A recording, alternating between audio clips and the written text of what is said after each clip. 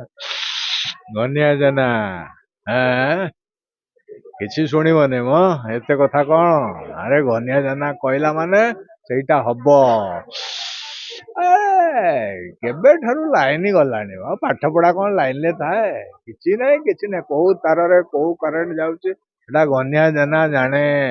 ଭାଇ ଆଲକୋହଲ କିଏ ନ ଆପଣ ତ ଖାଉନାହାନ୍ତି ଖାଇଛ ହିନ ହିନ ଚିରିକ ନାଇଁ ମାଲିକ ତମେ ହଉଛ 1 ନମ୍ବର ଆମେ 2 ନମ୍ବର ଅଛୁ। ମୋଶନ ପିକ୍ଚର ର ପ୍ରଥମ ଲାଇନ ବାଲା ଯାହାର ନିର୍ଦ୍ଦେଶନା ଦାୟିତ୍ୱରେ ଅଛନ୍ତି ନିରଞ୍ଜନ ଭାଇ ଏବଂ ପ୍ରଯୋଜନା ଅଛି ସୁଶାନ୍ତ ଭାଇ। ତ ଏମାନେ ଯୋଉ କଷ୍ଟରେ କରାଯାଇଛି ଆମେ ଅଭିନେତା ହିସାବରେ ଯାହା ଦେଖିଛୁ ଯେ ଏମିତିଆ ଅବସ୍ଥାରେ ସିନେମା କରିବା ଭାରି କଷ୍ଟ।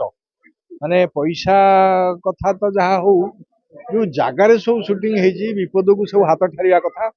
ତ ସେମିତିଆ ଗୋଟେ ପରିସ୍ଥିତିର ସିନେମା ଇଏ ଖାଲି ବିପଦ ବିପଦ ବିପଦ ସବୁବେଳେ। ତେଣୁ ତାରି ଭିତରେ ଲାଇନ ବାଲା ଚିତ୍ରଟି ସରିଛି। ତେଣୁ ଆଶା ବିଶ୍ୱାସ ଭଲ ଲାଗିଥିବ। ଆପଣମାନେ ବି ଦେଖନ୍ତୁ ଜାଣିପାରିବେ। ମାନେ ଲାଇନ ବାଲାର ଜୀବନ କାହାଣୀ ଉପରେ ଆଧାରିତ। ଏଇଟା ଗୋଟେ ମାନସ ସନ୍ତାନ ଯାହାକୁ କୁହାଯାଏ ଆମ ପ୍ରଯୋଜକଙ୍କର। ପ୍ରଯୋଜକ ଚାହିଁଥିଲେ ଯେ ମୁଁ ଏମିତିଆ ନିଜେ ଯେହେତୁ ସେଥିରେ କାମ କରୁଥିଲେ ତେଣୁ ଲାଇନ ବାଲାଙ୍କ ବିଷୟରେ ଜାଣିଥିଲେ ଏବଂ ତାଙ୍କ କଥା ନିଜ କାହାଣୀ ଏବଂ ଚଳଚ୍ଚିତ୍ରଟି ସମ୍ପୂର୍ଣ୍ଣ ଭାବରେ ପ୍ରଯୋଜନା ଦାୟିତ୍ୱ ତାଙ୍କର ସୁଶାନ୍ତ ଭାଇଙ୍କର ସୁଶାନ୍ତ ମହାନ୍ତି। ତେଣୁ ଆଶା ବିଶ୍ୱାସ ରଖୁଛି ଠାକୁରଙ୍କ ପାଖରେ ପ୍ରାର୍ଥନା ବି କରୁଛି ଏଥିରେ ପରିଶ୍ରମ ବୃଥା ନ ଯାଉ ଭଲ ଭଲ ହଉ।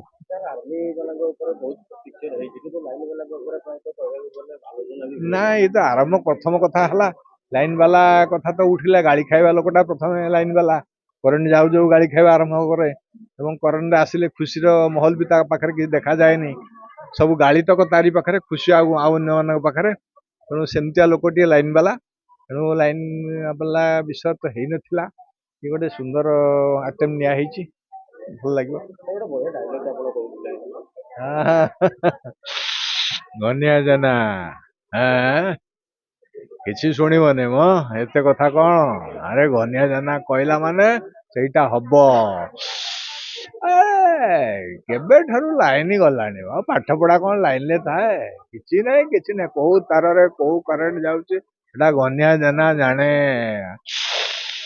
ଏମିତିଆ ଆଉ କଣ ଖଳନାୟକ ଭୂମିକା ଖଳନାୟକ ପୁଣି ପରିବର୍ତ୍ତନ ହଉଛି ଏମିତିଆ କରିବା କରିଦେଇଛି। ଭେରିଏସନ କ୍ୟାରେକ୍ଟର ଭିତରେ ଅଛି ଭଲ ଲାଗିବ। ସମସ୍ତଙ୍କୁ ଜୟ ଜଗନ୍ନାଥ। ଆପଣ ମାନେ ଜାଣିଥିବେ ବହୁ ପ୍ରକାର ଫିଲ୍ମ ହଉଥିଲା କିନ୍ତୁ ଲାଇନ ବାଲାଙ୍କ ଜୀବନକୁ ନେଇକି ତାଙ୍କ ଜୀବନରେ ଯୋଉ କଷ୍ଟ ଯୋଉ ଦୁଃଖଦାୟକ ଯନ୍ତ୍ରଣା ଭିତରେ ସେମାନେ ଯୋଉ ଗତି କରୁଛନ୍ତି ମାନେ ନିଜେ ଅନ୍ଧାର ରହିକି ଅନ୍ୟମାନଙ୍କୁ ଆଲୋକିତ ଦଉଛନ୍ତି ଏଇ ଲାଇନ ବାଲା। ଆଉ ଏଇଟା ହଉଛି ଦେଖିପାରୁଥିବେ ଏଇଟା ହଉଛି ସତ ଘଟଣାକୁ ନେଇକି ଫିଲ୍ମଟା ହେଇଛି।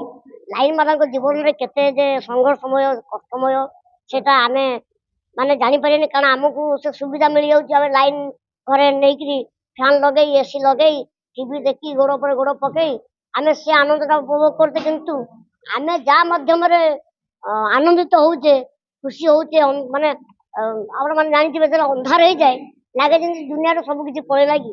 ଆଉ ଯେତେବେଳେ ଲାଇନ ଟା ପଳେଇ ଆସେ ପିଲାମାନେ ତାଳି ମାରିକି ହୋହାଲା କରନ୍ତି ମାନେ ଲାଇନ ଟା ଆସିଗଲେ ଯେମିତି ଗୋଟେ କୋଟିନିଧି ମିଳିଗଲା ଲାଗେ। ଆଉ ଅନ୍ଧାରମୟ ଜୀବନଟା ଆଲୋକମୟ ହେଇଯାଏ। ଆଉ ସେଇ ଆଲୋକମୟ ଦଉଥିବା ଲୋକଟି ହଉଛି ଆମର ଲାଇନ ବାଲା। ଆଉ ତାରି ଉପରେ ଫିଲ୍ମଟି ଆପଣ ମାନଙ୍କୁ ନିଶ୍ଚିତ ଭାବରେ ଭଲ ଲାଗିବ କାରଣ ଏଟା କୋଉ କପି କପି ନାହିଁ। ଏଟା ରିଏଲ ଷ୍ଟୋରି ସତ ଘଟଣାକୁ ନେଇକି ଆମର ଇଲେକ୍ଟ୍ରିକ ମାନଙ୍କ ଉପରେ ଜୀବନ କାହାଣୀ। ଆଉ ଆପଣ ମାନେ ଦେଖିଲେ ଜାଣିପାରିବେ। ଆଉ ଆ ଦେହରେ ମୋର ବି ଭଲ ଚରିତ୍ରଟି ରହିଛି ଯେହେତୁ ଫିଲ୍ମରେ ସମସ୍ତଙ୍କର ଚରିତ୍ର ଯାହାକୁ ଯେମିତି ଦବା କଥା ଆମର ଡାଇରେକ୍ଟର ଯେ ନିରଞ୍ଜନ ସାର୍ ଅଛନ୍ତି ଆଉ ଆମର ପ୍ରଡ୍ୟୁସର ସୁଶାନ୍ତ ମହାନ୍ତି ଆଉ ଖାଲି ଏ 2 ଜଣ ନୁହନ୍ତି ଆମର ଟୋଟାଲି ଟିମ୍ ଟା ଏକସାଥ ହେଇକିରି ଚାଲିଛି ବୋଲି ଫିଲ୍ମଟି ଭଲ ଇଏରେ ଗଲା ଆଉ ଫିଲ୍ମଟି ଭଲ ଭାବରେ ସଇଲା। ୟା ନା ମୋ ନାଁ ହେଇଛି ବେଲା ମାନେ ବେଲା ସେନ। ଆଜି ଆଜ୍ଞା ମୁଁ ମୋର ଚରିତ୍ରଟା କି ମୁଁ ମଦୁଆଟି ମୁଁ ସବୁବେଳେ ମଦ ପିଇକି ଚୁରରେ ଥାଏ। ଆଉ ୟା ଦେହରେ ଗୋଟେ ଡାଇଲଗ ଅଛି ମୁଁ ଆପଣ ମାନଙ୍କୁ ଶୁଣେଇ ଦଉଛି। ମୋ ନାଁ ବେଲା ବେଲାଳ ସେନ ସବୁ ଦେଖେ ସବୁ ଶୁଣେ କିନ୍ତୁ ନୀରବ ରୁହେ କାହିଁକି ନା ପ୍ରଶ୍ନବାଚକ ଚିହ୍ନ ବୁଝିଲ।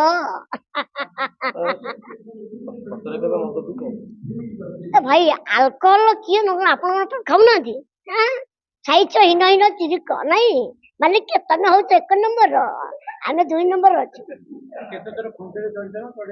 ଖୁଣ୍ଟି ଖୁଣ୍ଟି କଣ ମୁଁ ବା ଏମିତି ତମ ଦେହରେ ଚଢିଯିବି ଆଉ ଇଏ ଯଦି ତମଠି ଚଢି ଯାଉଛି ଖୁଣ୍ଟି ସେଠି ମୋର କଣ ଆମେ ବା ଚଢା ଚଢିରେ ଧୁରନ୍ଧର। ଆଉ ଆପଣ ମାନେ ଦେଖିବେ ଏଇ ଲାଇନ ମାନରେ ମୁଁ କେମିତି ଚଢୁଛି ଆଉ କେମିତି କଣ କରୁଛି ଫିଲ୍ମ ଦେଖିଲେ ଜାଣିବେ। ଆଉ ବୁଝିଲା ହେଲେ କେ ଭିତରକୁ ଯାଅ ଭିତରକୁ ଗଲେ ସିନା ମେନ୍ ଜିନିଷ ଖେଳଟା ସେ ଦେଖିବ ଆଉ ଉପରେ ଉପରେ ହେଲେ ହବ କି ନାଇଁ ଗୁରେ ଭିତରକୁ ଭାଇ ଲାଇନରେ ଆଗ ଦରାଣ୍ଡି ହୁଏ କୋଉଠି କଣ ଟିକେ ଡିବି ଜଳେଇ ଆଉ ସେ ଡିବିରେ କଣ ଶାନ୍ତି ହୁଏ ଶାନ୍ତି ଜମା ଲାଗେନି। ଲାଇନ ଆସିଲେ ଶାନ୍ତି ଲାଗେ।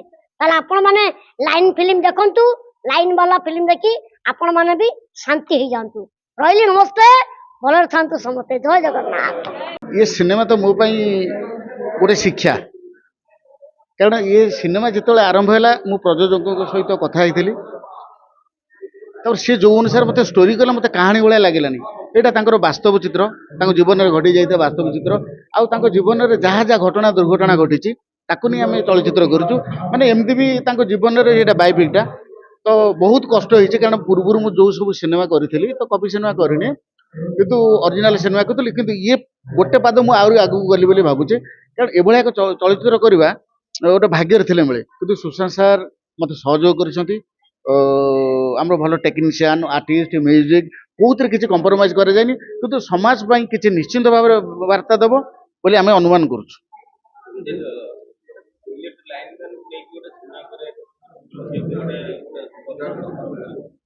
मुझे कथा हाँ मुझे कथा कहूँ जे एटा स्टोरी नुहे सार जीवन में घटी घटना गुड़ाक तेणु ताकू आम चलचित्र रूप देचु। गीत आमर 3टी रही गीत आम यही भुवनेश्वर कटक तापर आमर यही ओडिशा भितर गीत शूटिंग करा जायछि आउ एतरे मोर सबु सिनेमा बेले 50-60 जन आर्टिस्ट अछंती भल भल आर्टिस्ट अछंती आउ सिनेमा पे बहुत परिश्रम करा जायछि।